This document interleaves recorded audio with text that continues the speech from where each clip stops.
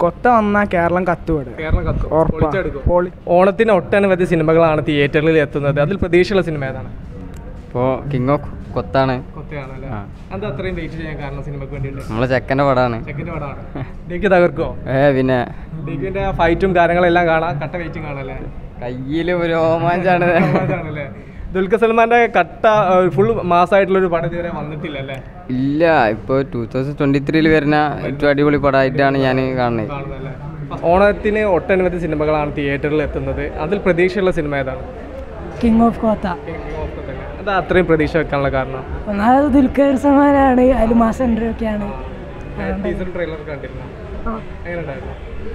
സാധനം പടം സൂപ്പർ തന്നെ.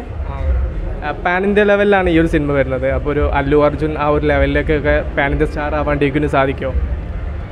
ആഗ്രഹം പറഞ്ഞ ഞാൻ ഒരു അല്ലു അർജുൻ ഫാൻ കൂടിയാണ്.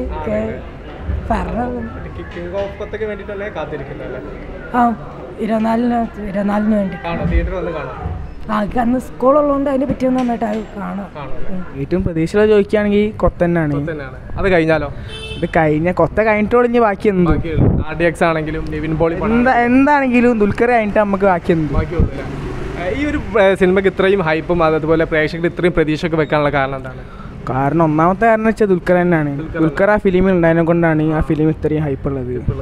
ഇപ്പൊ നമ്മുടെ അതിലെ പാട്ടുകളും ഇപ്പോൾ കലാപക്കാരൻ എന്ന് പറയുന്ന പാട്ടുകളൊക്കെ വൺ ഹിറ്റ് അല്ലേ ഇപ്പോൾ? ഇന്നലെ ഇറങ്ങിയ ആ പാട്ടാണെങ്കിലും റൊമാൻറ്റിക് സോങ് ആണെങ്കിലും റൊമാൻറ്റിക് സോങ് ഞാൻ കേട്ടില്ല.